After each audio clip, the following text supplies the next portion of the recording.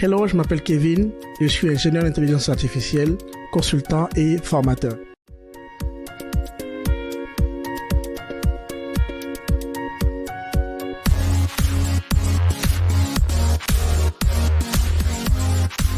À la fin de cette cohorte de 10 semaines, vous serez en mesure de passer l'examen de certification TensorFlow développeur et de réussir l'examen. Je me chargerai personnellement de vous mentorer pendant ces 10 semaines où nous allons avoir plusieurs rencontres. Je répondrai à toutes vos questions et je me chargerai de vous préparer le plus possible pour réussir cette certification.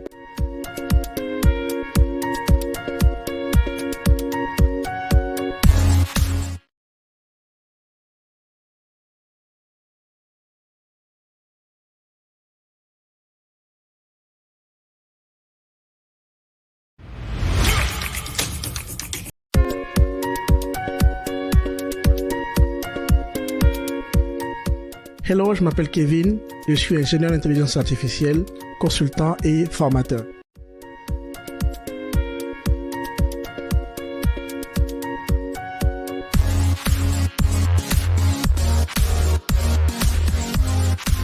À la fin de cette cohorte de 10 semaines, vous serez en mesure de passer l'examen de certification TensorFlow développeur et de réussir l'examen. Je me chargerai personnellement de vous mentorer pendant ces 10 semaines où nous allons avoir plusieurs rencontres. Je répondrai à toutes vos questions et je me chargerai de vous préparer le plus possible pour réussir cette certification.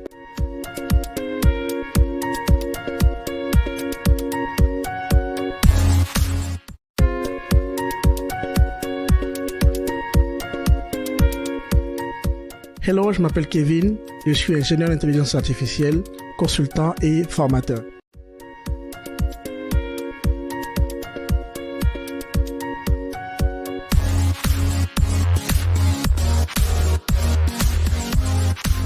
À la fin de cette cohorte de 10 semaines, vous serez en mesure de passer l'examen de certification TensorFlow développeur et de réussir l'examen. Je me chargerai personnellement de vous mentorer pendant ces 10 semaines où nous allons avoir plusieurs rencontres. Je répondrai à toutes vos questions et je me chargerai de vous préparer le plus possible pour réussir cette certification.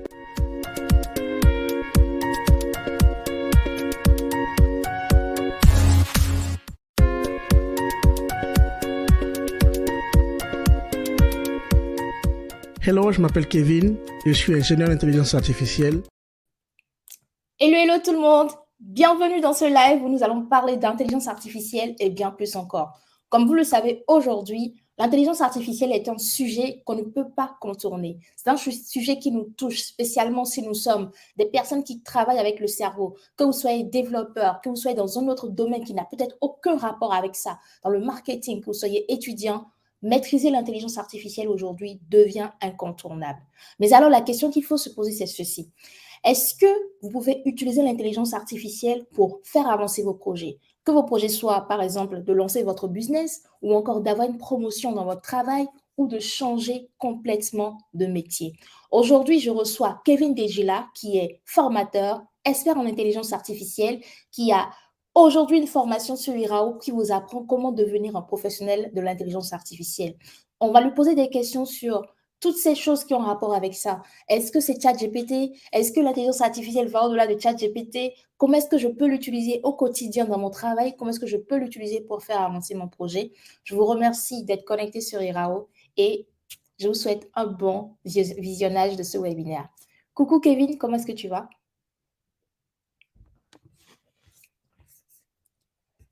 Je pense qu'on ne t'entend pas.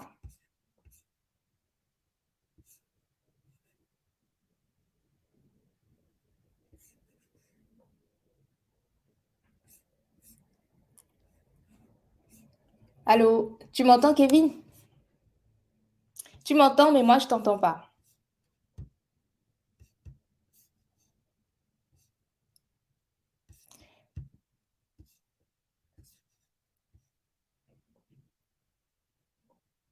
Non, ça n'a pas changé.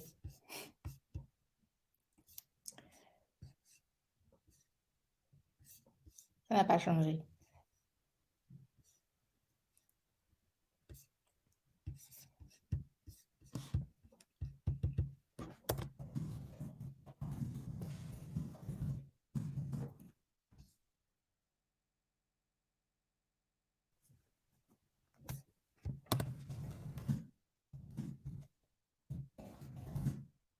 Bon, là, on a un petit souci technique où on n'entend pas Kevin. Peut-être que vous entendez Kevin. Est-ce que vous entendez Kevin dans les commentaires? Est-ce que vous pouvez nous préciser si vous l'entendez?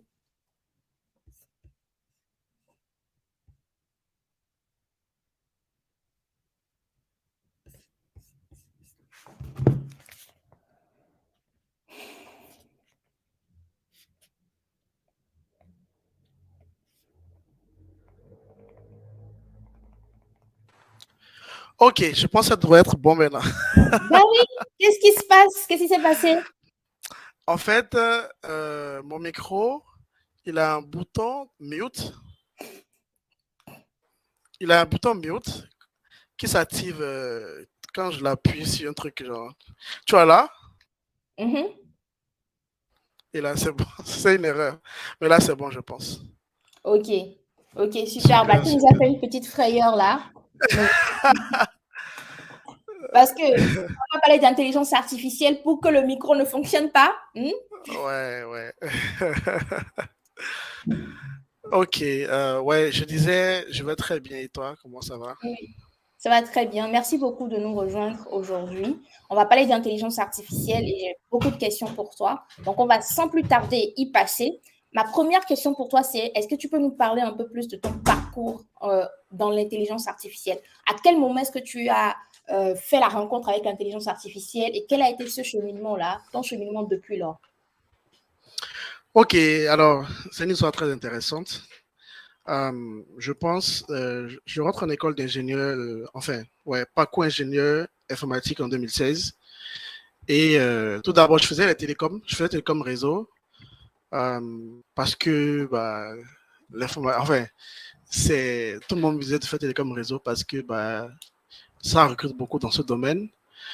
Et j'ai commencé un mois après, je m'ennuyais clairement. Tout ce qui est télécom réseau ne m'intéressait pas. Par contre, on avait des cours d'informatique et là, j'étais très, très éveillé.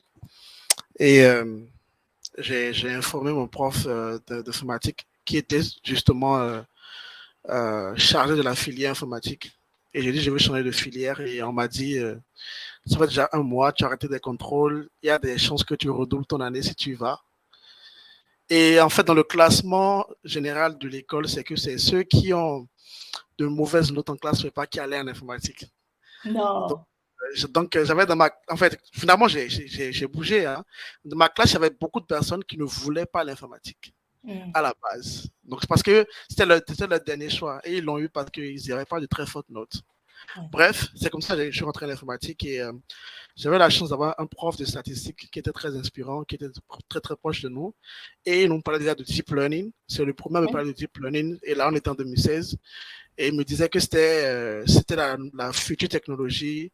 Et il nous a demandé de faire justement un exposé sur le deep learning. Et là, moi, j'ai commencé à chercher. J'ai découvert le site Teachable with Machine Learning de Google. Je vais peut-être le Mhm. mettre dans le chat, peut-être. Et le Mhm. site, en fait, c'est un site où tu peux entraîner des modèles d'IA très rapidement. Genre, tu ouvres ta webcam, tu prends des photos de toi avec un stylo, par exemple, des photos de toi Mhm. sans stylo, et c'est bon. Il entraîne un modèle, et ainsi, tu peux commencer à avoir un modèle qui peut prédire si une personne a un stylo sur une image ou pas. Et j'étais vraiment émerveillé qu'on soit déjà à des trucs pareils. J'étais vraiment très, très, très, très content de voir quelque chose pareil. Mhm. Et, euh, et j'ai poursuivi la chose, j'ai commencé à m'intéresser, j'ai commencé à chercher des livres en anglais dans le domaine. J'ai découvert tout ce qui est data science et autres. Et pour la petite anecdote, je n'étais plus du tout intéressé par le parcours informatique qu'on avait à l'école parce que je savais déjà ce que je voulais faire.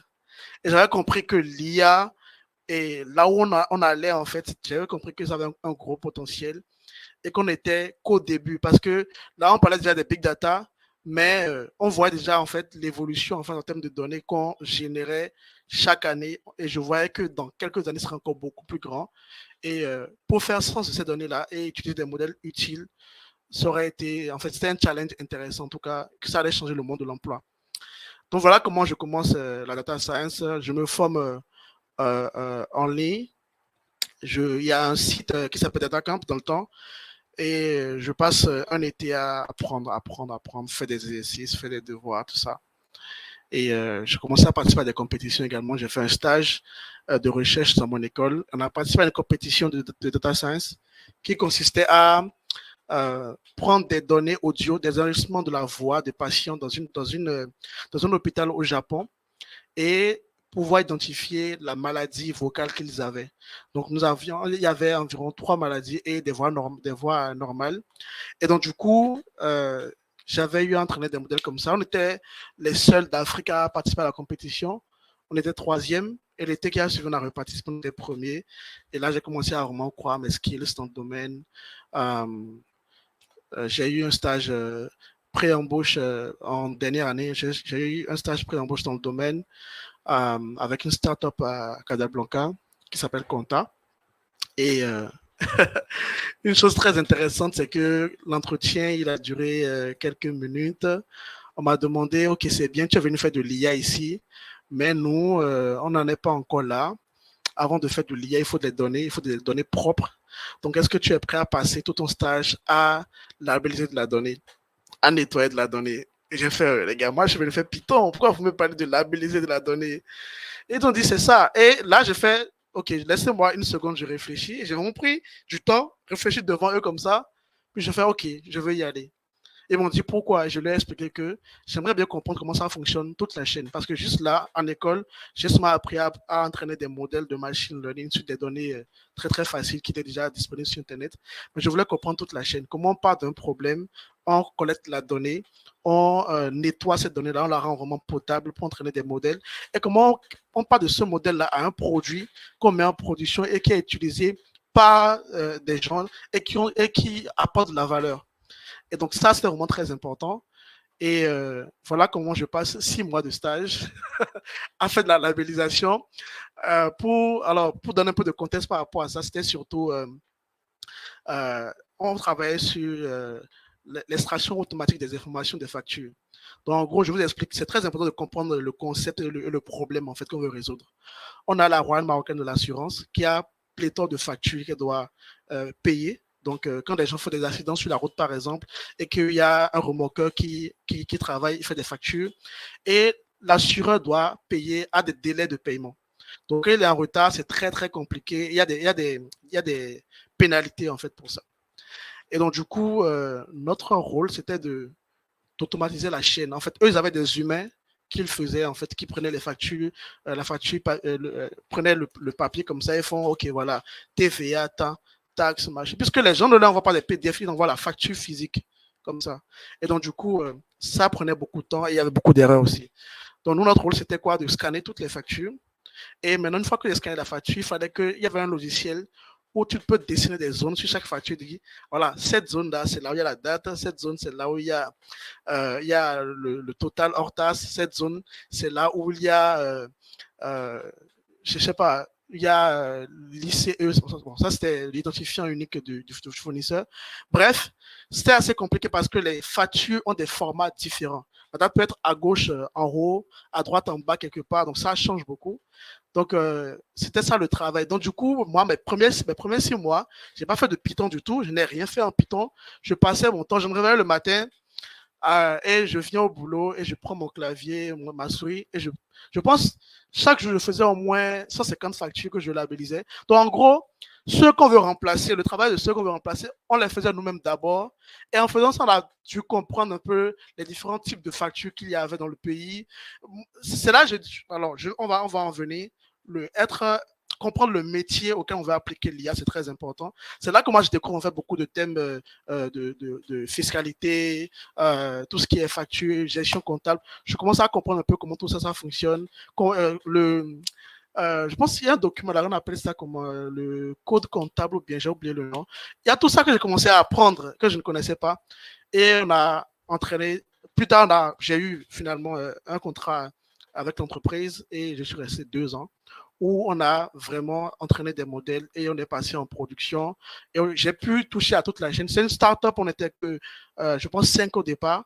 Et je suis resté jusqu'à ce que notre équipe soit 10, 13, 15, je pense. Et après, je suis rentré au Bénin. Je suis rentré au Bénin parce que je voulais un nouveau challenge également aussi. Et dans le temps, je voulais déjà faire un peu plus, comment dire, un peu plus de formation. Donc, dans le temps, j'avais déjà été recruté par Open Classroom en tant que mentor. Donc, j'ai commencé à accompagner des personnes. Là, on est en 2021. Et parallèlement, j'intègre MTN Benin en tant que superviseur Customer Intelligence.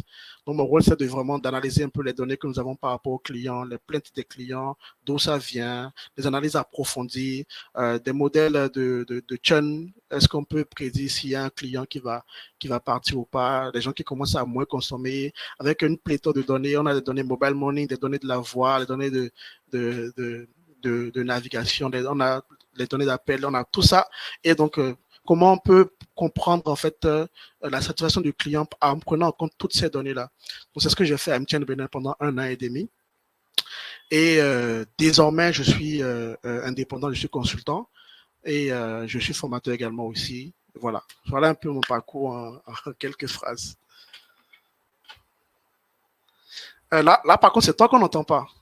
Ton micro, Oui, désolé. Je disais que c'était un parcours très intéressant et surtout ce qu'on a compris ici, c'est que l'intelligence artificielle, c'est d'abord quelque chose qui vient chapeauter un domaine. C'est-à-dire, tu l'appliques à un domaine donné et en tant que tel, aujourd'hui, si par exemple tu es quelqu'un qui est déjà très calé dans un certain domaine, tu peux découvrir comment appliquer l'intelligence artificielle pour devenir 1000 fois meilleur et voilà, augmenter ta valeur.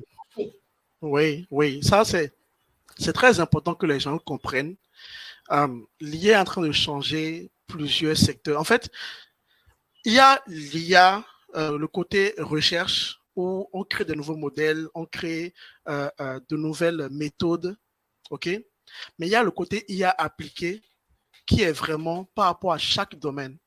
L'IA appliquée à l'agriculture, à la santé, à l'éducation, au tourisme, au divertissement. Il y a beaucoup de verticales dans l'IA. Et ce qui est intéressant à savoir, c'est que aujourd'hui, je pense qu'il y a un ingénieur IA que je suis beaucoup dans le monde anglophone qui dit l'IA ne viendra pas vous remplacer, mais quelqu'un qui utilise l'IA viendra vous remplacer. Parce que c'est prendre les compétences que nous avions déjà, les utiliser, et en fait, amener l'IA à mieux les comprendre, à mieux les utiliser, à nous aider maintenant à faire mieux, être beaucoup plus rapide, par exemple, ou être beaucoup plus précis. Ce qui fait qu'on on aura moins de coûts et plus de bénéfices. Donc, ou de l'efficacité, tout simplement. Donc, si on prend l'exemple de la santé, moi, par exemple, je ne peux pas prétendre faire de l'IA appliquée à la santé sans impliquer un médecin. C'est impossible. Et donc, du coup, j'ai besoin que ce médecin-là, il comprenne aussi les termes de l'IA, qu'il ait une idée un peu de comment ça fonctionne pour que nous puissions parler le même langage. Et moi aussi, je dois m'intéresser à son domaine. Si je veux appliquer l'IA pour détecter des tumeurs très rapidement sur des CT scans, je dois aller comprendre, je dois suivre des cours, peut-être les parties dans leur cursus de médecine, comment eux, ils ont appris à lire les CT scans et que je puisse avoir ça également, pour qu'on puisse parler le même langage, qu'on puisse avoir la même compréhension. C'est très important. Nous, l'entreprise où je travaillais au Maroc, on avait quand même je pense, chaque lundi matin, on avait comment dire, une fois par semaine, on avait quand même des présentations sur le domaine auquel on appliquait l'IA. C'est très important. Moi, à MTN Benin, il a fallu que je lise, je comprenne un peu tout le domaine des télécommunications. OK, cette donnée-là veut dire quoi? Ceci veut dire quoi? Ça veut dire quoi? C'est très important. On ne peut pas appliquer l'IA juste comme ça. Il est appliqué à un domaine précis. Ce qui fait que tous les professionnels de divers domaines aujourd'hui doivent se poser la question, est-ce que l'IA peut être utile dans mon domaine? Est-ce qu'il peut m'aider à être beaucoup plus efficace? Est-ce qu'il peut m'aider à réduire mes coûts et faire plus de bénéfices? Ouais.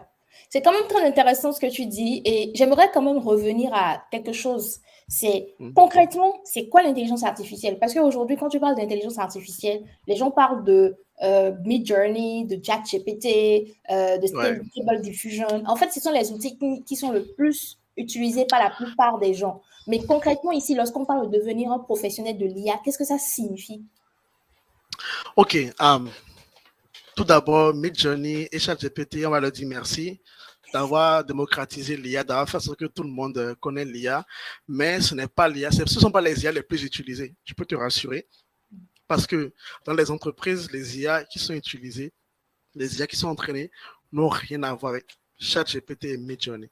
Il se trouve que c'est quand même des révolutions et que tout le monde peut l'utiliser pour des tâches de tous les jours. Donc, du coup, ça fait beaucoup plus de buzz et autres.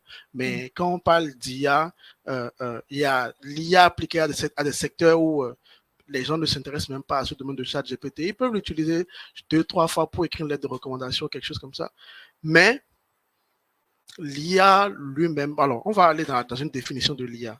Tout simplement, l'IA existe depuis très très longtemps. Aujourd'hui, avec ChatGPT et autres, on a l'impression que c'est tout ce qui est très très shiny. Mais l'IA, en gros, ça existait depuis très longtemps. L'IA, c'est amener la machine à reproduire un comportement humain tout simplement. Alors, quand je rentre dans une salle et qu'il y a la lumière qui s'allume automatiquement, c'est un comportement humain de pouvoir allumer la lampe quand une personne est rentrée dans une pièce. Et si on a un système qui peut le faire, on peut dire que c'est un système intelligent. Maintenant, il y a eu dans les années 90, fin 90, on a commencé à parler d'apprentissage automatique, donc le machine learning. Donc c'est là qu'on a commencé à dire, OK, au lieu d'avoir juste des systèmes où on écrit des règles, parce que là, c'est des règles, on a des capteurs, quand le capteur prend certaines données, si t'entends, on fait ceci. Au lieu d'avoir des règles, est-ce qu'on pouvait laisser la machine apprendre des exemples de données? Parce que c'est ce que nous faisons aussi en tant qu'humains. Personne ne nous apprend les règles d'une langue, en tout cas la langue maternelle, avant qu'on ne la comprenne. C'est juste à travers les exemples. Telle personne a dit ceci et a fait ça. En ce cas, je prends les exemples ainsi. Donc, c'est là qu'on a commencé à parler d'apprentissage automatique, de machine learning. On a commencé à utiliser des réseaux de neurones assez pertinents, assez intéressants. Et 2010, 2011, 2012, on commence à parler de big data, beaucoup plus de big data, parce que là, même au sein des entreprises, pas les GAFAM, hein, au sein des entreprises, en tout cas à taille normale, on commence à avoir beaucoup de données. À un tel point qu'il y en avait même qui avaient je pense chaque 5 ans, ils pouvaient littéralement laisser tomber tout ce qu'ils avaient comme données parce qu'il n'y avait plus assez d'espace. C'est là qu'il y a eu le boom aussi du cloud computing. Et donc, du coup, les gens n'avaient plus des serveurs en présentiel chez eux, en local, et commençaient à passer sur le cloud parce que tu vas remplir de salles et ce n'est même pas utilisé tout le temps. Donc, du coup, voilà. Il y a eu cette révolution-là. Il y a aussi des compétitions dans le domaine qui ont fait que on commençait à parler là maintenant de deep learning. Le deep learning qui est une partie du machine learning. Donc, du coup, vous avez le grand ensemble qui est l'IA, vous avez le machine learning qui est la partie où on apprend des données, donc l'apprentissage automatique. Puis maintenant, le deep learning, on utilise les réseaux de neurones. Quand on parle de réseaux de neurones, là, l'avancée, c'est vraiment sur les données de perception. Ça veut dire quoi? Ça veut dire l'image, le test, le son, par exemple, aussi. Donc, là, on a commencé à appliquer le deep learning et c'est aujourd'hui, quand on parle d'IA, on passe tout de suite au deep learning. Mais ce n'est pas que le deep learning qui est l'IA. Donc, en fait, dans les entreprises, le machine learning classique est même beaucoup plus utilisé que le deep learning. Mais aujourd'hui, en fait, on commence à appliquer le deep learning sur les données de perception et ça commence à créer une valeur énorme, en fait, pour les entreprises. C'est là qu'on commence maintenant à s'intéresser, puisque quand tu fais du customer support, les moyens, en fait, d'interagir avec l'ordinateur pour nous. Avant, c'était à travers un clavier. Aujourd'hui, on peut interagir avec l'image, avec du son, avec la voix, avec du texte. Donc, on veut maintenant avoir des modèles qui sont capables de faire des trucs beaucoup plus intéressants. Bref, IA, machine learning, deep learning. Donc, quand on parle de deep learning aujourd'hui, quand on parle d'IA aujourd'hui, pardon, on parle surtout de deep learning. Donc, apprentissage profond de réseau de neurones. Et c'est vraiment ça qui occupe le grand espace public maintenant avec ChatGPT, Midjourney. Même ChatGPT et Midjourney ne sont qu'une partie en fait de deep learning. Hein, et ce n'est que récemment que les technologies qui ont été utilisées ont été inventées. Donc les transformers par exemple qui sont la base, même le backbone, même c'est comme ChatGPT, le T de ChatGPT, c'est transformers. C'est sorti en 2017. Et donc c'est pour vous dire voilà, ça fait pas très longtemps non plus. Et donc, on n'est qu'au début, comme je l'ai dit récemment sur les réseaux sociaux, on n'est qu'au début vraiment de l'utilisation de l'IA ou de deep learning dans plusieurs secteurs et ça va changer beaucoup de métiers. Quand tu parles d'être au début, moi, ce que ça me renvoie aussi, c'est le nombre de développeurs TensorFlow qu'il y a en Afrique. Il n'y en a que 170. 170 Ouais. développeurs certifiés TensorFlow en Afrique. Et au Bénin, je crois savoir que tu es seul avec une autre dame, docteur en intelligence artificielle, Kubura Non, Tumjato. je pense qu'on doit être 4 maintenant, parce qu'il y a 2 personnes qui l'ont eu aussi entre-temps. Ok. Oui, ouais. Mais ça, alors par rapport à TensorFlow, alors c'est très, la remarque elle est très pertinente, parce que si tu vas sur des continents comme l'Europe ou l'Asie ou les États-Unis, tu verras sur la carte même, tu verras qu'il y a plein de personnes et les gens continuent de se former. Donc là, par exemple, si tu vas sur le site, bon, là, je vais le mettre dans le chat peut-être, ou bien je vais le partager rapidement avec vous. Et normalement, en fait, quand tu vas sur le truc, tu vois, même ceux qui viennent de se certifier. Donc, par exemple, tu as des gens qui se sont certifiés il y a aujourd'hui ou hier, et tu peux voir même la date d'expiration de leur truc, en fait. Ouais. Et voilà, TensorFlow, c'est la librairie par défaut que Google utilise pour le deep learning. Et c'est très utilisé en entreprise, surtout pour passer en production. Ça a été créé en 2015 et ça a pris du temps pour devenir désormais aussi. En tout cas, il a un concurrent, mais TensorFlow, il est beaucoup plus utilisé. Et la certification TensorFlow Developer, c'est vraiment votre introduction à l'IA, mais pas introduction à l'IA comme genre aujourd'hui, je peux dire, OK, voilà, j'ai suivi une formation, comment utiliser ChatGPT, faire du prompt engineering, et je me dis, OK, là, je suis un expert en IA. Ce n'est pas le cas. C'est vraiment, est-ce que tu peux créer des systèmes d'IA? Ce n'est pas... Alors, vraiment, on ne dit pas que c'est mauvais de ne pas savoir l'utiliser. On ne dit pas que c'est mauvais de ne pas avoir ce genre de formation. Mais quand on parle d'être un professionnel de l'IA, c'est-à-dire de être en mesure de développer des systèmes d'IA, je pense que c'est l'une des premières certifications et je pense qu'il n'y en a pas pléthore non plus dans le domaine qui sont reconnues. Donc, c'est très important, reconnu. Et donc, du coup, moi, je l'ai passé en 2020 ou 2021. Et c'est quand même un exercice assez challengeant. Tu as 5 heures pour 5 exercices. Et tu dois entraîner des modèles correctement. Tu dois écrire du code et entraîner des modèles et les soumettre et avoir des notes également pour ces modèles-là.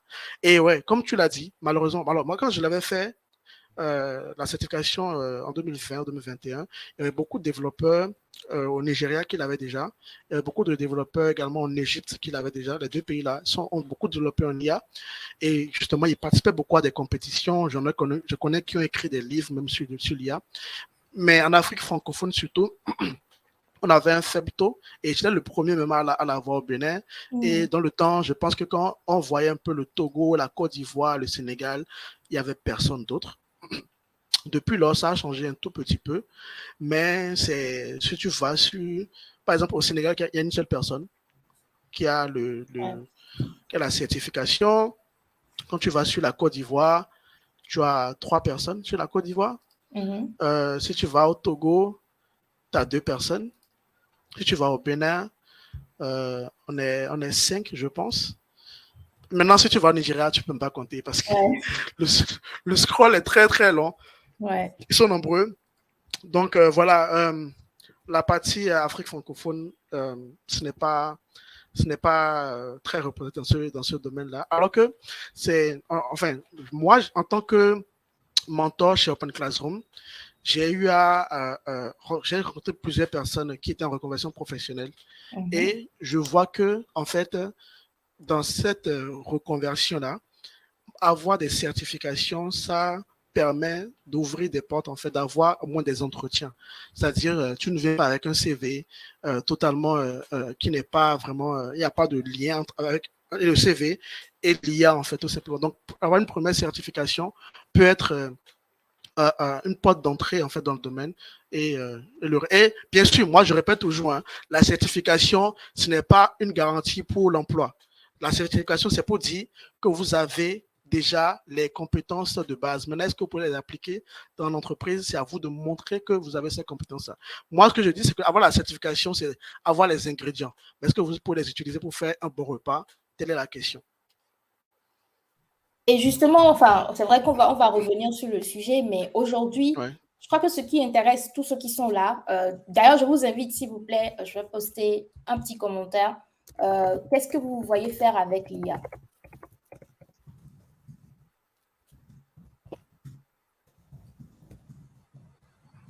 Donc, répondez dans les commentaires, je vais afficher vos réponses.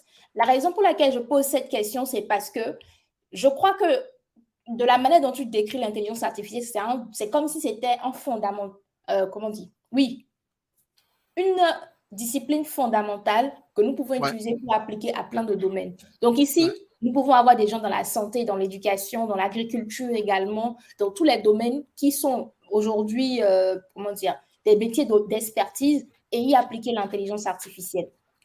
Par contre, ce que je réalise aussi dans ce que tu dis, c'est que du fait que nous sommes à une étape où beaucoup de personnes ne sont pas encore certifiées par rapport à TensorFlow ou aux autres technologies de machine learning, les personnes qui veulent se positionner dans ce domaine-là ont un avantage compétitif sur tout le reste. Parce que comme tu dis, quand on parle d'intelligence artificielle, tout le monde se met sur le prompt GPT pour pouvoir parler de comment est-ce que j'utilise ChatGPT au quotidien. Mais la véritable valeur ajoutée aujourd'hui, c'est de pouvoir créer des applications, justement, pouvoir entraîner des systèmes grâce à l'intelligence artificielle. Et donc, c'est ici qu'intervient la technologie TensorFlow.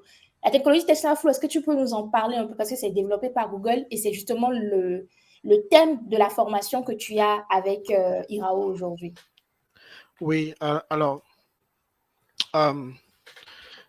TensorFlow, en fait, voilà, c'est un ensemble de fonctions, c'est une librairie tout simplement qui te permet d'entraîner des modèles. Et ce n'est même pas qu'une librairie, c'est un écosystème parce que il est utilisé également pour manipuler de la donnée, il est utilisé pour nettoyer de la donnée, il est utilisé pour entraîner des modèles. Et même quand tu veux passer en production, c'est-à-dire avoir ton modèle dans une application, il est utilisé également dans ce domaine. Donc, TensorFlow est utilisé sur toute la chaîne.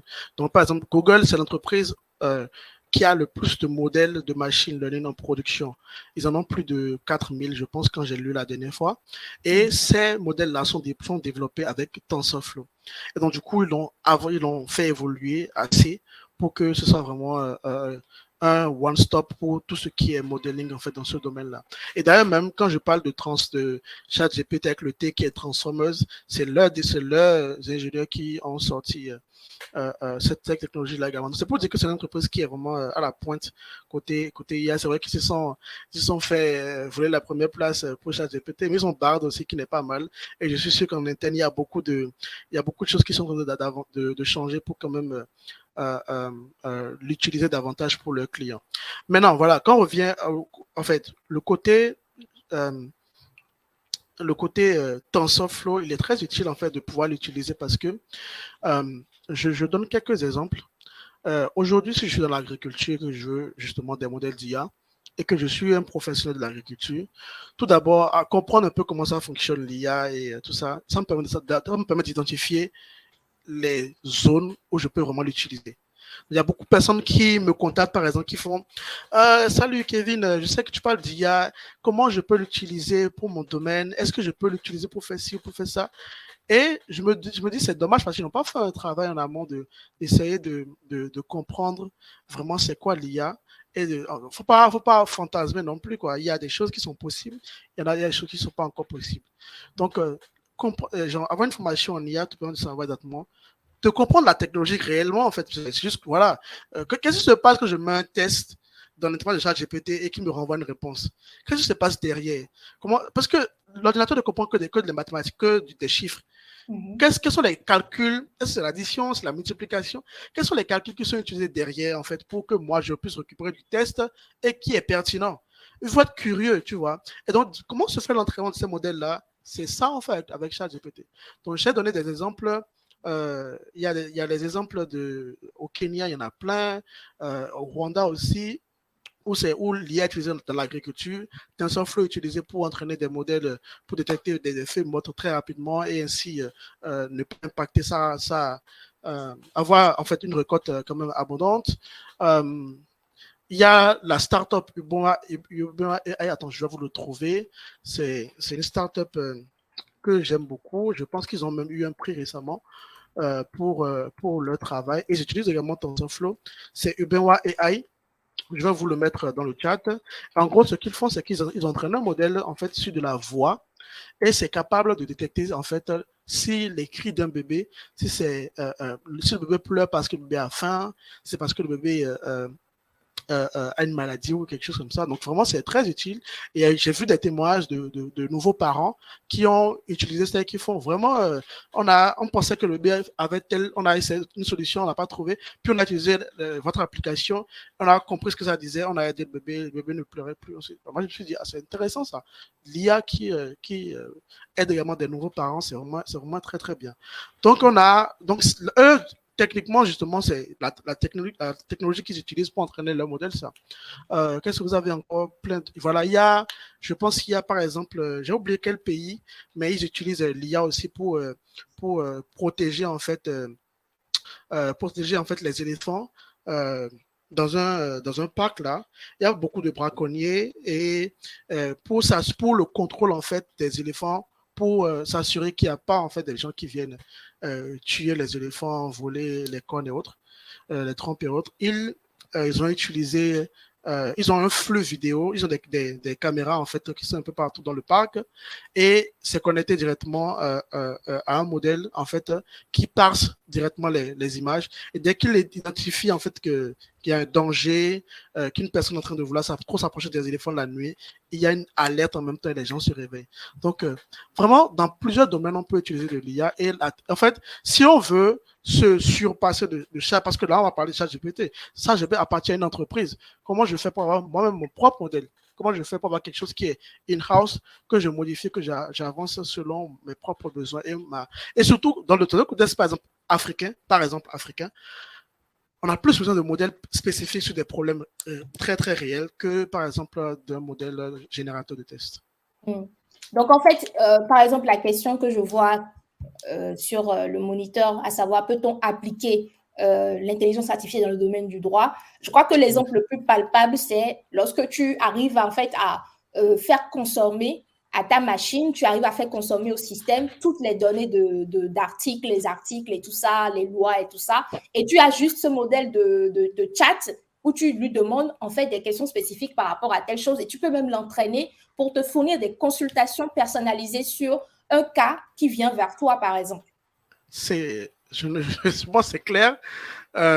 C'est clair, c'est assez simple que ça. C'est aussi simple que ça. Les avocats ont souvent des documents qui font ça. C'est une grosse taille de documents. Je me rappelle quand j'ai regardé la série Suits, Mike Ross, justement, son travail parfois c'était de passer des nuits à lire les documents et lors d'un procès, il se rappelle que voilà, il y avait eu un précédent procès où il y a eu tel événement, il se dit voilà, selon tel autre jugement. Bref, il y a même déjà des entreprises qui créent déjà de l'IA, l'IA appliquée au droit. Tu viens, tu mets tes informations et tu peux poser des questions tout simplement. Et même, il y a aussi la recherche de documents, de données structurées.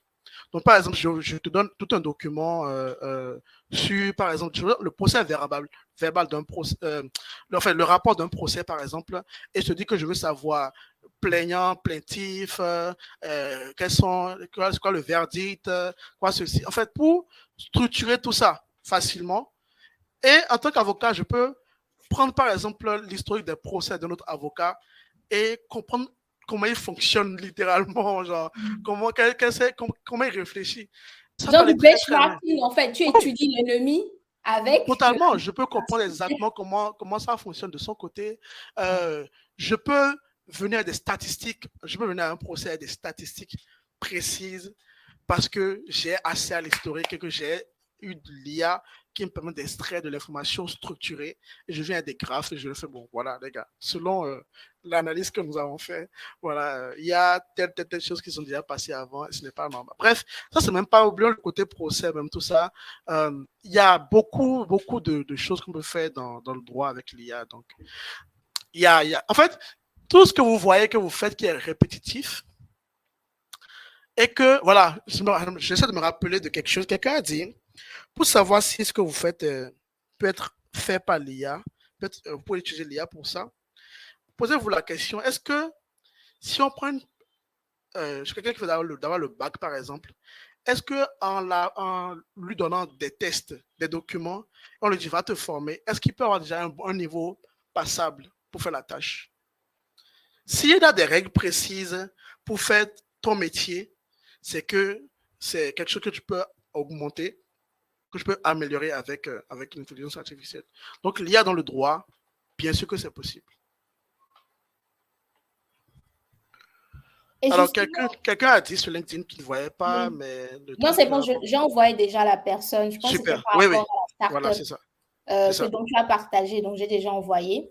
Et je voulais revenir en fait sur la question que beaucoup de personnes posent par rapport au programme que nous avons ensemble, qui d'ailleurs, je le rappelle, c'est un programme de 10 semaines qui vous permet de devenir l'un des développeurs certifiés TensorFlow dans le monde. Et en ce moment, on n'en a que 170 en Afrique, ce qui est très, très peu et qui vous positionne vraiment sur le marché. Mais vous pouvez le faire également pour d'autres raisons que trouver un job. Vous pouvez le faire, comme le dit Kevin, pour pouvoir entraîner votre propre système et arriver à créer peut-être une application ou à lancer un nouveau business ou tout simplement à entretenir une nouvelle compétence. Et je reviens sur cette question parce que la question que je reçois souvent à IRAO par rapport à ce programme, c'est je ne maîtrise pas Python, je ne maîtrise pas les mathématiques, je suis quelqu'un qui n'a aucun rapport avec le développement web et tout ça. Comment est-ce que je peux surmonter tout ça pour quand même devenir un professionnel de l'intelligence artificielle? Oh là là, oh là là, oh là là. Oh là, je vais sortir l'évangile, donc prenez des notes. Prenez des notes parce que là, je vais vous sortir l'évangile, selon Kevin. Tout d'abord, tout le monde peut programmer, tout le monde peut faire les mathématiques. Maintenant, c'est une affaire de perspective. Je vous explique. Il y a cette semaine, Microsoft qui annonce que désormais Python sera intégré dans Excel. Donc, Excel qui existe depuis des années, hein, et désormais on peut écrire du code Python pour automatiser des trucs en Excel, avec Excel. Et sachez que Guido Van Rossum, qui est celui qui a créé Python, il a été recruté par Microsoft justement pour ce genre de choses-là. C'est pour vous dire que dans le monde de demain, vous voyez, la même manière qu'on dit à tout le monde aujourd'hui, c'est important que vous appreniez l'anglais pour pouvoir communiquer avec le monde entier. On vous dira, apprenez Python pour pouvoir communiquer avec la plupart des systèmes que vous utilisez. Donc, s'il vous plaît, tout le monde peut apprendre Python. Sur ma chaîne YouTube, il y a une playlist qui s'appelle Formation Data Analyst avec Python. Je l'ai conçue. Tout d'abord, il faut que je vous raconte l'histoire de cette formation-là. D'abord, c'est une formation que j'avais d'abord écrite moi-même. J'ai demandé sur mes réseaux à des proches aussi, qui sont ceux qui étaient prêts à suivre la formation de façon gratuite et me faire un retour surtout sur la pédagogie. Et donc, pendant un mois, tous les soirs, du lundi au vendredi à 21h, on se rencontrait sur Google Meet et je leur enseignais. Des gens qui n'avaient jamais programmé de toute leur vie. Hein. C'était le seul critère. Et ils ont appris la data science avec moi, en fait, la data analyst, ils ont appris Python, ils ont appris à analyser des données avec Python, et ils m'ont fait des retours que j'ai utilisés pour améliorer, en fait, la formation. Donc, la formation, c'est des vidéos, et il y a du code également aussi qui est disponible sur GitHub. Et c'est l'une des formations les plus célèbres sur ma chaîne YouTube. C'est celle dont on me parle le plus jusqu'à aujourd'hui. Si vous allez sur notre Discord, vous avez des gens qui en parlent toujours parce que vraiment, si vous n'avez jamais programmé de toute votre vie, commencez la première vidéo. Vous n'avez à rien installer. Vous avez juste besoin d'une connexion Internet, de Google Chrome ou de code Google et vous commencez déjà à coder sur Colab, qui est un environnement qui est directement sur votre navigateur. Donc, s'il vous plaît, la partie code Python, je pense qu'on peut l'éliminer. En plus, sur les 30 vidéos, il n'y a que les 9 premières que vous avez à regarder pour avoir les bases de Python. Donc, ça, c'est si vous allez sur la page du programme sur IRAO, dans les prérequis, il y a le lien vers la formation, vers la playlist de la formation de analyse avec Python. Donc, vous pouvez déjà commencer à la suivre et déjà avoir les bases de la programmation avec Python. Python, je mets le lien.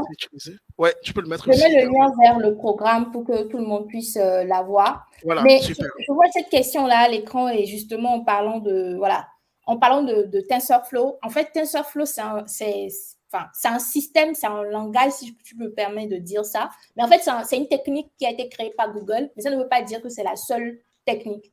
Nous avons pas la seule option. On a Theano. On a également PyTorch. J'arrive pas à prononcer du tout ce nom. PyTorch. Oui, voilà, PyTorch, voilà. Non, merci. PyTorch. PyTorch. Alors, ouais. Donc, quel est l'avantage de TensorFlow par rapport à PyTorch? Ok, je vais vous donner une réponse assez claire. Vous voyez, avant, il y avait, je pense en 2017 que je commençais ce domaine-là, il y avait souvent des débats du genre, utiliser Python comme langage de programmation pour l'IA ou R. Aujourd'hui, tout le monde sait qu'il faut utiliser Python parce que même quand vous utilisez R, parfois vous avez besoin de certains outils en fait qui sont dans Python mais pas dans R. Donc ça, c'est laisser tomber. Maintenant, quand on parle de TensorFlow de PyTorch, TensorFlow, comme je l'ai dit, c'est une librairie qui a été développée par Facebook, par Google, pardon, et PyTorch, c'est une librairie qui a été développée par Facebook. Ok. Donc aujourd'hui, vous avez tout ce que Facebook sort comme modèle, et c'est également un gros, hein, pendant que le monde entier, en fait, tous ceux qui ne sont pas forcément des professionnels du domaine connaissent ChatGPT, il y a des modèles alternatifs qu'on appelle Llama, qui est développé par Facebook et qui a de très bonnes performances aussi. Ok. Maintenant, PyTorch, c'est la librairie en fait pour Facebook, et c'est vraiment assez utilisé également aussi, surtout dans le monde de la recherche. Ok, surtout dans le monde de la recherche.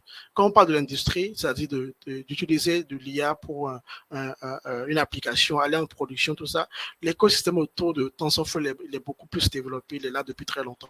PyTorch, dans le monde de la recherche, il est très, très utilisé. Donc, quand vous avez des chercheurs chez Facebook, chez Tesla, par exemple, aussi, ils utilisent beaucoup PyTorch. Maintenant, TensorFlow, eux, ils ont toujours été dans l'optique de rendre la librairie facile à utiliser pour les développeurs, ceux qui ne veulent pas forcément aller dans la recherche à fond. Donc, il y a TensorFlow et il y a également Keras. Keras qui est juste une couche supplémentaire qui vous permet d'écrire du code en quelques lignes. Dans la formation, vous allez voir, nous allons d'abord, avant d'apprendre TensorFlow, nous allons essayer de recréer TensorFlow nous-mêmes. Nous allons essayer de réécrire toutes les fonctions pour qu'on puisse comprendre exactement ce que chaque chose fait. Mais sachez qu'avec seulement 3 lignes de code TensorFlow, on peut entraîner un modèle d'IA. Et ça, c'est parce que c'est Keras qui est l'interface au-dessus. Et aujourd'hui, les choses changent dans ce domaine, justement, je vous dis. Il y a désormais Keras Core. Keras Core qui est en fait censé être encore plus un backbone qui vous permet d'écrire le code Keras que vous utilisez déjà avec TensorFlow, mais vous pouvez l'exécuter avec du PyTorch, avec du Jazz, avec d'autres éléments. Donc, il y a en fait, à chaque fois qu'il y a quelque chose qui est en train de prendre de l'ampleur comme ça, il finit par avoir une sorte de consensus. On crée un système qui permet à tout le monde de ne pas juste, pour ne pas qu'il y ait de discrimination, quoi. C'est-à-dire que si vous êtes un expert PyTorch, moi je suis un expert TensorFlow, qu'on puisse travailler dans le même laboratoire de recherche, par exemple, mais dans la même équipe de développement. Donc, moi, je ne m'inquiéterai pas trop par rapport à ça. J'ai déjà fait plusieurs tutoriels où on parle d'un problème, on entre un modèle d'IA avec TensorFlow et qu'on le déploie. Sur ma chaîne YouTube, vous allez voir, il y a une vidéo par exemple, entraîner un modèle qui est capable de détecter si une personne a porté son masque ou pas, et on l'a déployé sur Telegram. C'est un bot Telegram. Okay? On peut prendre une photo directement sur le bot. Moi, ce qui m'intéresse, c'est comment utiliser l'IA. Okay? Je ne suis pas un chercheur en IA. C'est vrai que j'ai commencé un doctorat dans le domaine et autres, mais ce n'est pas la partie qui m'intéresse le plus. Je pense que en termes de technologie, on a beaucoup de choses, mais que ce n'est pas assez appliqué. Moi, c'est le côté applicatif qui m'intéresse le plus. Et si c'est ce qui vous intéresse également aussi, je pense que TensorFlow, c'est une garantie que vous serez totalement à l'aise avec. OK? On ne t'entend pas, Mylène. Pardon, à chaque fois, je mute parce que je sais que ça fait parfois des interférences et tout ça. C'est vrai. Ouais. Donc, on parlait du fait que apprendre la technologie de TensorFlow, ce n'est pas forcément une garantie pour l'emploi parce que c'est comment tu arrives à te positionner sur le marché qui te permet de faire avancer ta carrière. Est-ce que tu peux nous donner des exemples de personnes qui, justement, que tu as mentorées dans l'intelligence artificielle et de comment ces personnes-là ont pu utiliser ça pour atteindre leurs objectifs? OK.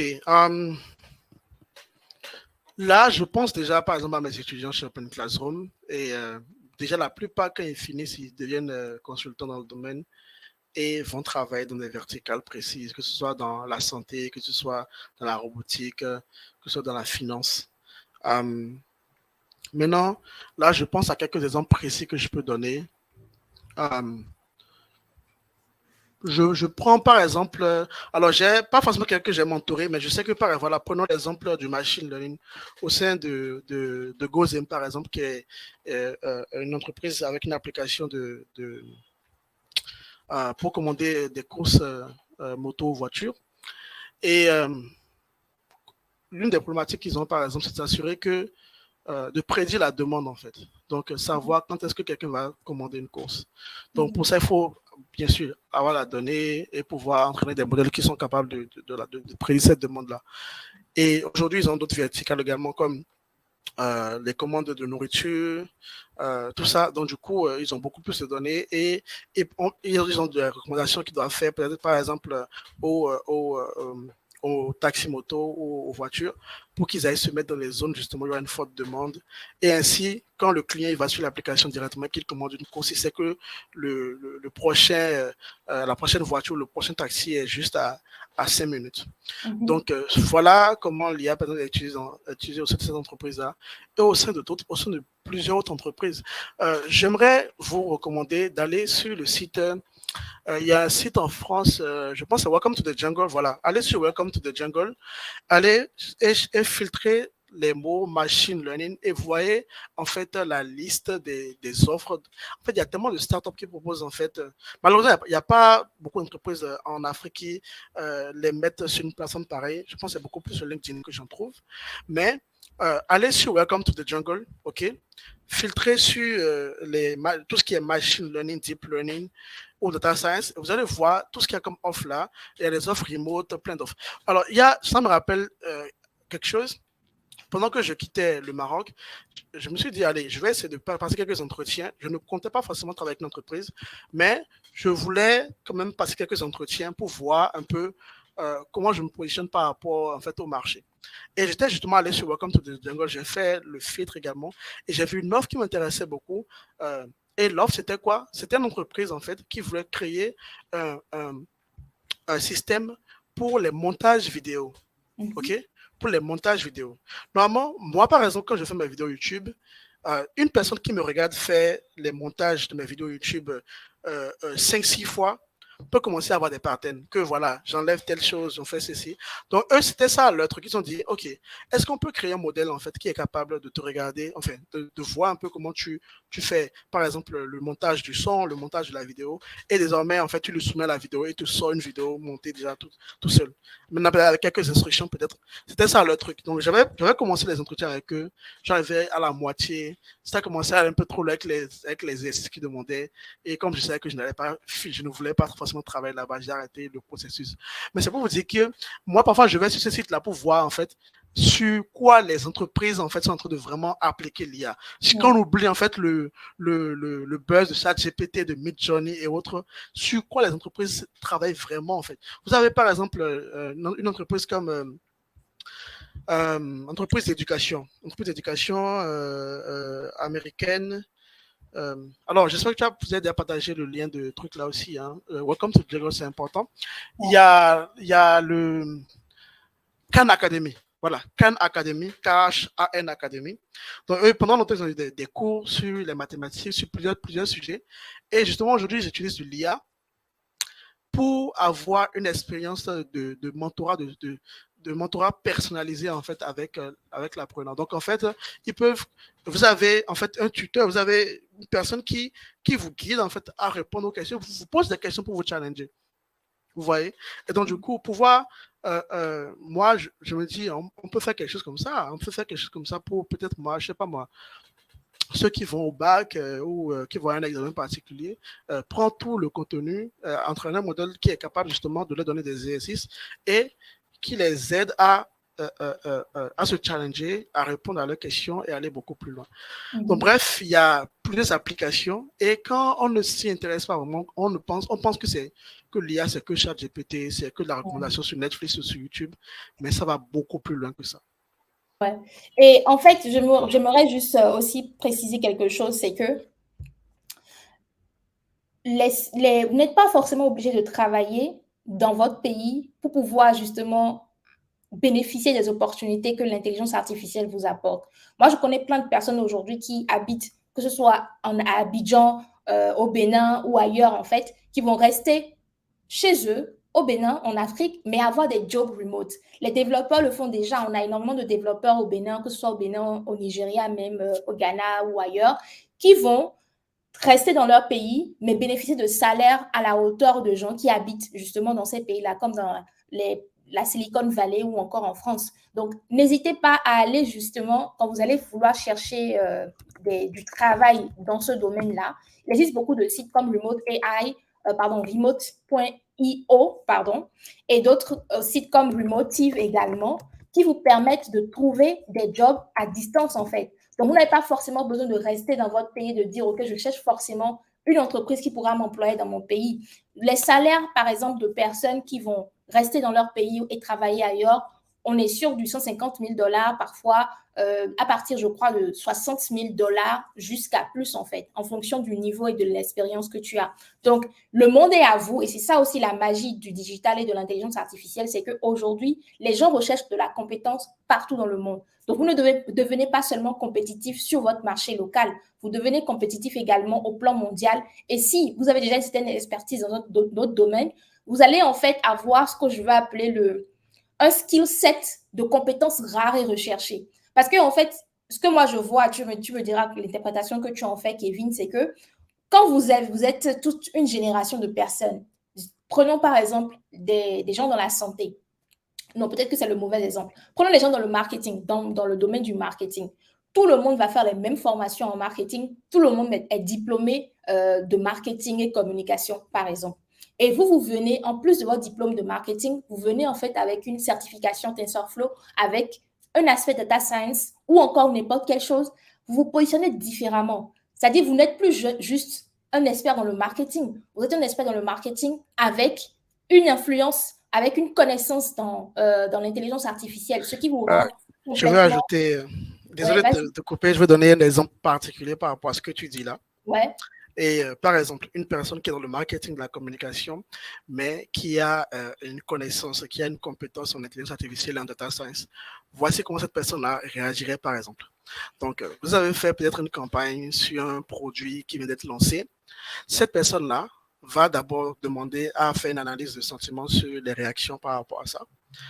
Ce que ne ferait pas forcément une personne qui a fait marketing classique. Et après, la personne peut demander, OK, ceux qui ont eu des commentaires négatifs, par exemple, quels sont les points qui reviennent le plus souvent? Donc là, c'est très important, comprendre les points qui reviennent le plus souvent. OK. Et après, comment je peux utiliser un modèle, en fait, pour avoir déjà des suggestions par rapport à ce qu'il en sort. Je dois créer un calendrier de posts, par exemple, pour des gens qui ont telle problématique exactement. Comment je peux utiliser l'IA pour cela? Donc, ça va beaucoup, ça va vraiment très, très loin. Et la personne peut mieux comprendre son métier, mieux avoir de feedback en utilisant de l'intelligence artificielle, par exemple. Et elle fait des recommandations très pertinentes à son équipe ou bien pour elle-même. Donc, j'ai déjà vu des exemples comme ça et voilà, quoi. C'est une personne, par exemple, qui fait du marketing dans un supermarché, en fait, une grande surface. Et voilà, vous faites de la pub, mais on ne voit pas une hausse des prix. Puis la personne dit, en vrai, est-ce que c'est pas parce que les produits ne sont pas bien disposés dans les rayons? Est-ce qu'on ne va pas avoir une optimisation en fait, des produits? Est-ce qu'au lieu d'avoir un rayon rempli que de pâtes, est-ce qu'on ne va pas mettre du riz à côté également aussi? Est-ce qu'on va pas, si on envoie des messages de pub, est-ce qu'on ne va pas plutôt mettre ces messages à une heure précise parce qu'on a analysé les données, on a vu que c'est à cette heure-là qu'il y a des pics. Bref, comment on réfléchit, qu'on a déjà une compétence par rapport à ce que l'IA peut faire, ce que l'on peut faire avec la data, on réfléchit autrement et on est beaucoup plus efficace. Ouais, mais avant d'aller un peu plus loin dans la conversation, j'aimerais qu'on revienne sur le programme IRAO que tu fais aujourd'hui. Est-ce que tu peux nous parler de ce programme concrètement? Quelle est la différence? Parce que beaucoup de personnes savent que tu as tu as une formation sur Udemy qui est plus orientée pour les gens qui peuvent se débrouiller tout seuls. Mais la formation, le programme sur IRAO, c'est beaucoup plus lié à l'accompagnement que tu es en mesure d'offrir. Donne plus de détails sur l'accompagnement que tu donnerais à ces personnes. Avant de parler de l'accompagnement précis, j'aimerais quand même dire que je suis une personne qui a appris le langage Python 3 fois. Ça m'a pris au moins 2 ans pour l'apprendre et le maîtriser. J'ai appris la data science plusieurs fois aussi, avec des cours sur Udemy et autres. Pourquoi? Parce que je les apprenais de façon passive. Ah, il n'y avait pas d'accompagnement, il n'y avait pas de suivi, donc du coup, c'est moi qui devais m'imposer les règles. C'est pas comme à l'école où on sait qu'il y a un examen à telle date, et donc du coup, même si on n'apprend pas toute l'année, on sait qu'à telle période, on doit apprendre, on est obligé. Bref, et il n'y avait pas le côté pratique aussi, et donc du coup, j'ai eu à faire beaucoup d'erreurs, et c'est pour ça que moi, dans tout ce que je fais, je recommande à plusieurs personnes, si vous n'avez pas forcément, même quelqu'un qui a les capacités en fait pour se challenger et aller au bout, l'accompagnement, il a toujours en fait un plus très important pour tout le monde. Donc, bref, la formation sur Udemy, c'est une formation déjà qui est vraiment elle est très bien, elle est complète. Elle est assez diversifiée et vous apprend tout ce qu'il faut. Dès que vous la terminez, vous êtes prêt pour la certification. Maintenant, je vais vous dire quelque chose. Hein. C'est pas pour rien qu'on est en train de lancer le live, la partie, la cohort base avec Irao. On est en train de la lancer un mois après le lancement, un peu plus d'un mois après le lancement de ma formation sur Udemy. Pourquoi? Parce que j'ai remarqué moi-même, hein, je vois les gens, si vous allez sur Udemy, vous allez voir qu'il y a environ 137 personnes qui sont inscrites sur la formation. Et moi, avec le dashboard sur Udemy, je vois le pourcentage d'évolution de tout le monde. Donc, je vois quelle est la dernière fois qu'ils ont regardé une vidéo en fait de la formation. Et il y a des gens qui ont acheté la formation et n'ont jamais ouvert depuis. C'est toujours à 0%. Donc, il y en a qui font de la collection de formations. Oh, je vais l'acheter. Moi, je ne veux plus. En fait, plus d'étudiants sur Udemy, mieux c'est. Mais je ne veux pas des gens qui prennent mon cours et qui ne l'utilisent pas. Moi, je veux apporter de la valeur avec ce que je suis en train de faire. Donc, que si aujourd'hui vous me proposez d'avoir 1000 étudiants et qu'ils sont tous à 0%, non, je ne sais pas ce que moi je veux. Moi, je veux avoir de l'impact avec une formation qui vraiment joue un rôle important dans la vie des gens après. Donc, on a proposé ce cohort base-là, surtout pour que on puisse avoir un accompagnement, une communauté solide. Donc, on a une timeline précise et un objectif très, très clair. Le truc, c'est quoi? À la fin de l'accompagnement, tout le monde doit passer l'examen de certification TensorFlow de Google.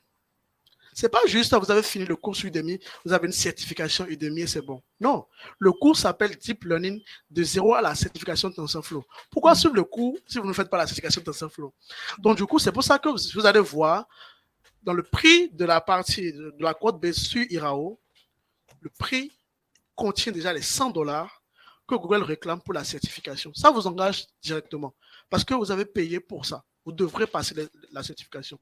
Et nous allons être dans une petite communauté de 15 personnes. Chaque semaine, nous aurons, bien sûr, il y en a qui m'ont posé la question. Bien sûr, on aura la première semaine, ce sera un rappel sur les bases de Python. C'est très important, c'est clair. C'est pour ça que c'est 10 semaines. C'est 2 mois et demi. C'est presque un trimestre de cours. OK? Et c'est juste, vous avez le contenu, bien sûr, vous avez le contenu, chaque semaine, vous avez le batch de contenu que vous devez avoir. C'est pas comme, moi j'ai vu des gens sur Udemy, ils ont vu la première vidéo, la 33e, la 80e et la 100e, c'est terminé, ils ont juste quitté. Parce qu'ils sont juste pressés de voir un peu tout ce qu'il y a, mais ils ne vont pas le suivre après. Avec l'accompagnement qu'on va faire, chaque semaine, on vous envoie juste ce qu'il vous faut, ce que vous avez à faire en fait, et on aura une rencontre hebdomadaire où on pourra poser toutes les questions. Et c'est une première fois que je fais une expérience de cohort base. J'ai déjà fait du mentorat personnalisé avec Open Classroom. Je veux l'apporter maintenant avec une plus large audience. Et du coup, je serai derrière vous, hein, ok? Ça, c'est le privilège de cette première cohort. Je serai derrière vous pour que si vous avez n'importe quelle question, qu'on puisse y répondre. Et parce qu'il y a quand même quelques concepts mathématiques que vous aurez comme rafraîchissement. Mais bien sûr, ce n'est rien de compliqué. C'est expliqué à du code Python. C'est pour ça que Python est un prérequis très important. Et avec de l'intuition aussi, donc rien de compliqué. Mais tout ce qu'il y a comme question, en fait, je vais répondre à ces questions-là. Et chaque semaine, on aura des objectifs. Et on ira petit à petit jusqu'à la fin, jusqu'au 13 octobre, je crois, où tous ensemble, je pense, à la même heure, tout le monde va passer son examen de certification. Ouais. Et le but, ce que j'ai déjà dit dans la vidéo promo avec Irao, je vous ai dit, votre rôle, c'est de vous inscrire, de suivre le contenu, d'être assidu.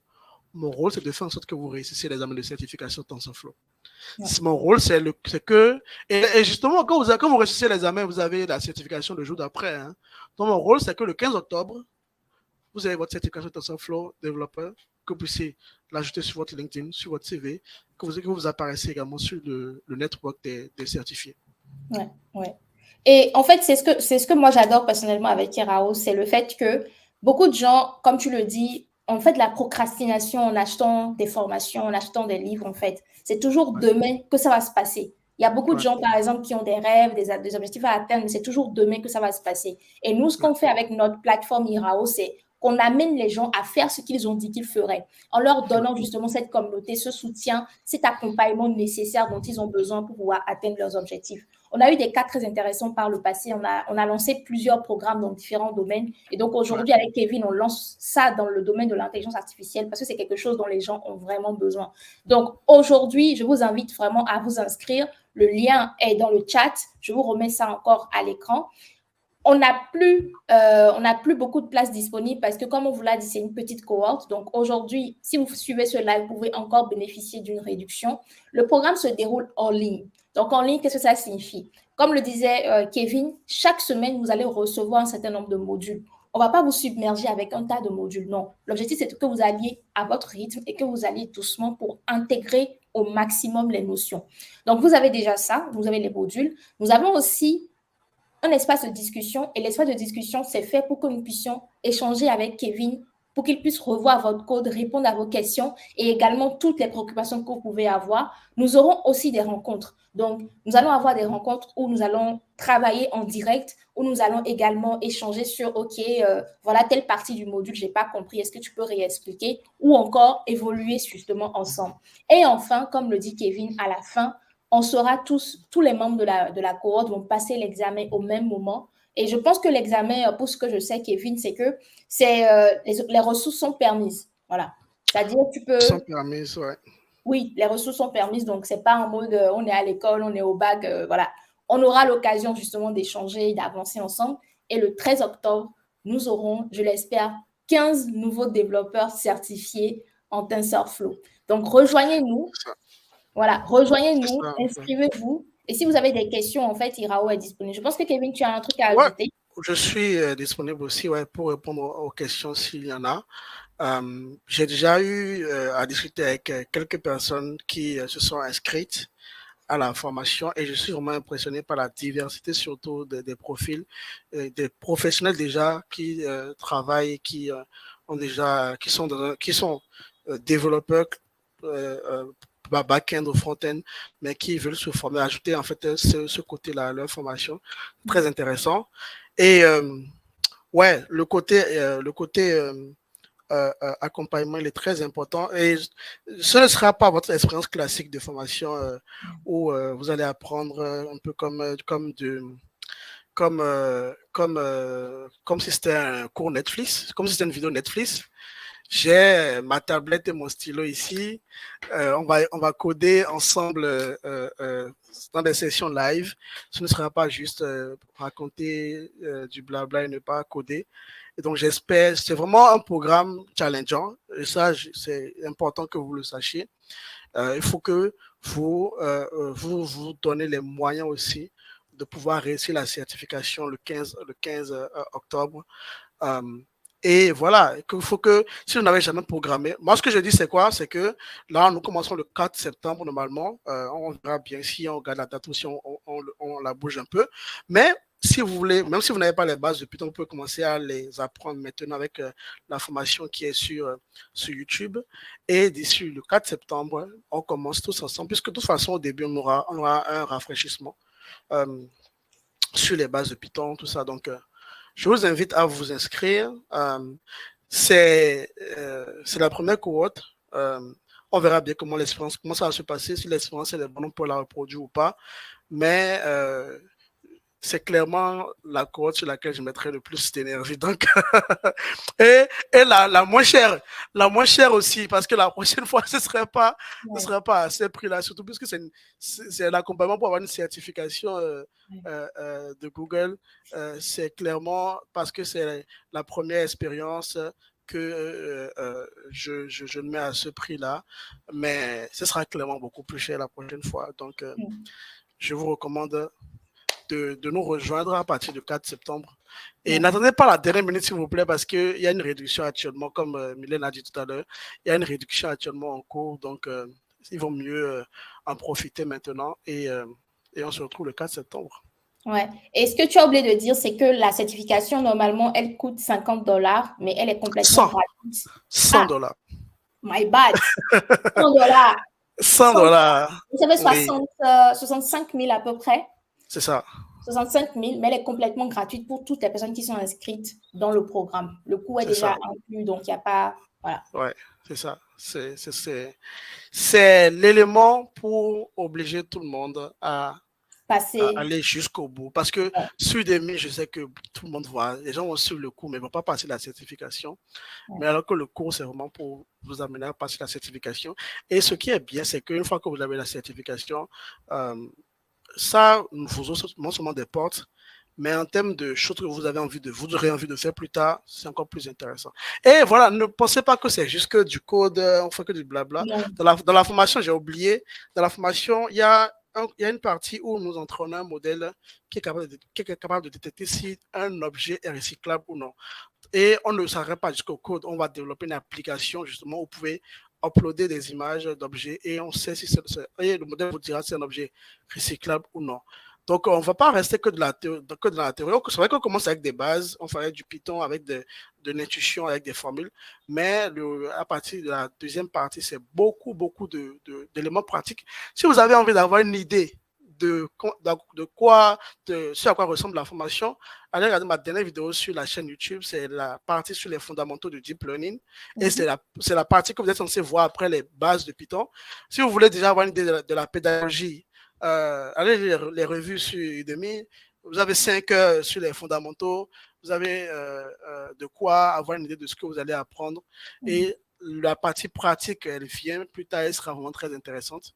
Et pourquoi pas à la fin, non seulement vous aurez une certification, moi je compte bien sûr vous pousser à faire 2, 3, 4 projets de votre choix aussi, pour que non seulement vous ayez déjà une certification, et un projet déjà aussi que vous êtes prêt à montrer sur votre profil qui montre que vous savez déjà comment entraîner des modèles d'IA et les amener à bout. Pas juste... on va peut-être faire l'exemple de modèles qu'on va mettre sur Telegram et, je ne sais pas moi, ou WhatsApp Business, je ne sais pas, un modèle qui est très intéressant. Je ne sais pas, j'ai plein d'idées là en tête et j'ai hâte de les partager avec vous à partir du 4 septembre. Et voilà.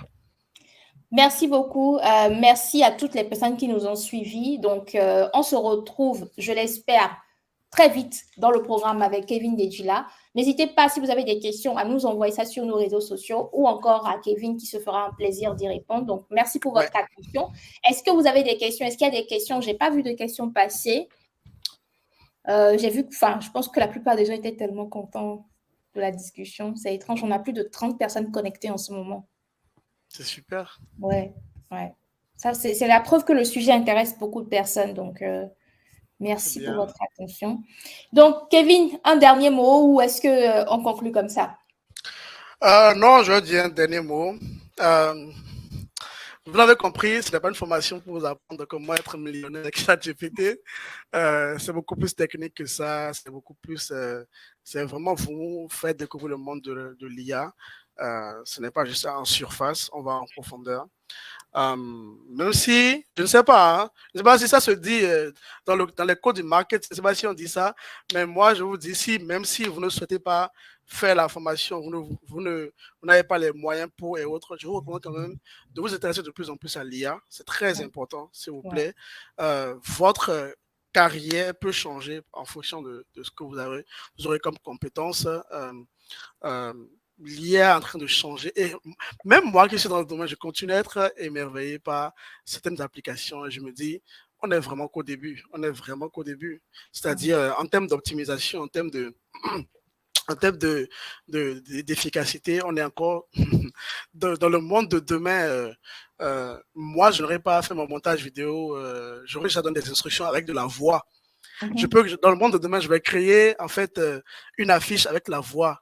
Je vais faire, prends-moi une photo de mon visage et il ira dans mon ordinateur chercher une photo de mon visage, le met sur un fond violet, mets-moi la marque Irao de tel côté, non un peu plus en bas. Et en fait, vous n'avez peut-être pas encore les hommes pareils, mais ça va arriver. Dans le monde de demain, je serai un DJ moi-même. Ah, ok, je serai DJ tout seul, je serai graphiste, je vais faire de la musique avec. En fait, dans le monde de demain, on sera tous créatifs, on pourra appliquer l'IA à J'ai vu par exemple des gens qui sont en train de créer des modèles. C'est vrai que dans la médecine, on fait vraiment attention, mais on a déjà commencé à créer des modèles en fait sur tout le cours de médecine des médecins et commencer à avoir des premières réponses à des questions très basiques que des patients posent aux médecins. Bref, quel que soit votre domaine, votre vertical, c'est très important de vous intéresser à l'intelligence artificielle. Et comme j'ai quand même une audience vraiment beaucoup africaine, on a beaucoup de problèmes à résoudre et là où on n'a pas forcément les ressources humaines en abondance, on peut les augmenter avec de l'intelligence artificielle. Et voilà, ne restez pas juste en surface, venez on va créer une forte communauté, on va se pousser ensemble à apprendre à coder, apprendre à entraîner des modèles de machine learning et croyez-moi, ça va avoir un impact très important sur votre carrière. C'est ce que j'ai à dire et profitez maintenant de la promo. Alors il y a le lien du programme oui. Qui est dans le chat, il faut le consulter. Si vous ne le voyez pas, c'est bit.ly, voilà, programme IA, P majuscule, IA aussi en majuscule. Ouais. Ou allez sur le site irao.co, cherchez les programmes, vous allez le voir, c'est là. C'est Deep Learning de 0 à la certification TensorFlow. Ouais. Et le but, c'est vraiment que le 15 octobre, vous ayez votre certification. Et quelques projets sous votre profil également aussi. Et oui, il y a quelqu'un qui posait la question de savoir la promotion est à combien. Donc, normalement, le programme coûte 210 000 francs. 210 000 francs, je pense que ça fait en euros, pour ceux qui sont en France, ça fait 320 €. Normalement, c'est ça. Mais si vous vous inscrivez dès aujourd'hui, vous pouvez avoir la formation pour 175 000 francs seulement. Pour 175 000 francs, ça fait 270 € à peu près. Ce qui implique totalement la certification. Oui, tout est dedans en fait. Donc en fait, en vrai, si on enlève le coût de la certification, en fait, le programme ne coûte pratiquement rien. Je pense que pour Kevin, c'est plus une question de charité qu'autre chose. C'est ça. C'est ça. Parce que là, il y a la partie que Google va prendre là-dedans. Oui. Donc, ouais. Donc ici, la question qui se pose, c'est quelqu'un qui n'a jamais codé, peut-il s'inscrire? Totalement, parce qu'il y a... Ok, je vais lui répondre. Ouais, vas-y. Monsieur Yvon Dadjo, allez sur ma chaîne YouTube, allez suivre la formation d'analyse avec Python. Suivez les 3 premières vidéos uniquement. Faites exactement ce que j'ai fait dans les 3 premières vidéos. Si vous êtes à l'aise et que vous voyez que ça peut continuer, inscrivez-vous. Ouais. C'est tout. Je pense que c'est ça. Hein. C'est ça, en fait. Je pense que quand on parle de code, les gens ont trop peur. Et ça, c'est vraiment, tu vois, j'en veux à notre système éducatif qui a compartimenté les gens dans des cases. C'est-à-dire, je l'ai raconté la dernière fois sur ma page, on m'a toujours dit que parce que j'étais dans une série littéraire, que ça signifie que je n'étais pas quelqu'un qui aimait les maths, tu vois. Alors que pour moi, les maths, je me suis juste inscrite dans la série littéraire parce que c'était beaucoup plus une passion, c'était ce que je voulais, ce vers quoi je voulais aller. Et tout le long de mon cursus, j'ai fait en sorte, en fait, de toujours marquer 20 sur 20 en mathématiques. Les gens me diront que c'est de la mathématique littéraire, c'est pas aussi fort, mais pour moi, c'était quand même une fierté de montrer à toutes ces personnes qui me disaient non, c'est parce que tu n'aimes pas les maths, tu en as et tout ça, de leur montrer que, en fait, tout ce que tu te mets en tête de faire, tu peux le faire. Donc, quand on t'explique bien avec de la pédagogie, tu peux comprendre, en fait, les bases. Donc, ici, c'est le rôle de l'accompagnement de Kevin, c'est d'être là pour vous expliquer les bases et de mettre à votre disposition tous les outils dont vous avez besoin pour que en fait, votre histoire peut être l'histoire de la personne qui n'avait jamais codé et qui se retrouve du jour au lendemain développeur TensorFlow. C'est votre histoire. Vous pouvez l'écrire. Je veux donner un exemple. il y a une autre librairie de deep learning qui est au-dessus de Python, qui s'appelle FastAI. Ouais. Ça a été développé par une personne qui a un doctorat en philosophie. C'est un philosophe, le gars. Tu vois. Il y a une chercheuse qui travaille à Google. Elle était quoi? C'était une artiste. C'était une artiste. Il y a une autre personne que je connais qui est chercheur. Et à la base, son métier, il fait de la peinture, c'est un artiste peintre. Et il est dans l'IA, il s'est intéressé à comment utiliser l'IA pour être un peu plus inspiré. Et ça l'a passionné, il est rentré dans la recherche, aujourd'hui il travaille chez Google. Donc vraiment, les cases, il faut les briser. Comme Mylène l'a dit, vraiment. Moi, je dis toujours, c'est pour ça que je dis aujourd'hui, je ne pose plus la question. Quand quelqu'un pose une question à un jeune et il dit qu'est-ce que tu veux être quand tu seras plus grand, je lui dis ne posez pas cette question-là parce que vous allez l'obliger à créer une case alors qu'on peut tout faire. Donc, vraiment, même la couturière, une fois qu'elle s'est liée, qu'elle a les bases de mathématiques de lycée, moi je pense que la personne est capable.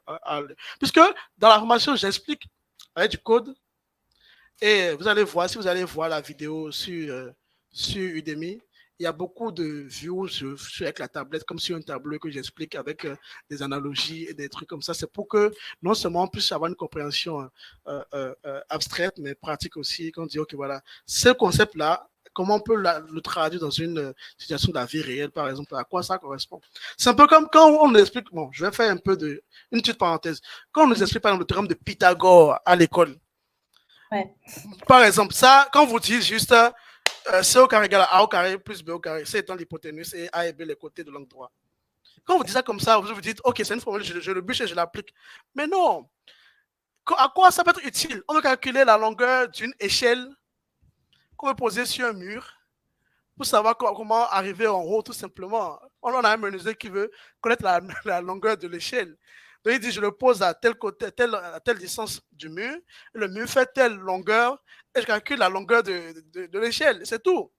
Donc, quand vous expliquez ça comme ça, vous dites, ah, ok, donc la longueur de l'échelle au carré, c'est égal à la distance du mur et la distance par rapport au mur, c'est tout. Et c'est vraiment simple. Moi, c'est comme ça que j'explique les concepts mathématiques et dans toute la formation, c'est comme ça. On explique le code et on va écrire le code même pour avoir la longueur, par exemple, de l'échelle. On va expliquer aussi l'analogie avec l'échelle. Puis on va faire également la formule mathématique parce qu'il faut quand même avoir cette base-là aussi. Donc, vraiment, si vous n'avez pas encore codé, monsieur Yvon Dadjo, allez suivre les deux vidéos, écrivez la même chose que moi.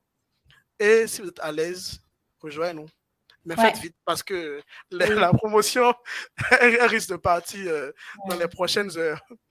Ouais. Et justement, si vous allez sur le lien bit.ly/programme.ia, c'est sur Irao et tout ça, vous allez voir dans les prérequis le lien vers la formation dont Kevin parle ou même justement allant directement sur sa chaîne. Mais voilà un peu toutes les informations. Donc, merci beaucoup à tous. C'est un dimanche soir, mais nous avons eu plus de 100 personnes connectées. C'est à quel point le sujet est vraiment intéressant. Merci pour votre attention et on se dit à très vite sur Irao. Super, ciao, ciao. Au revoir.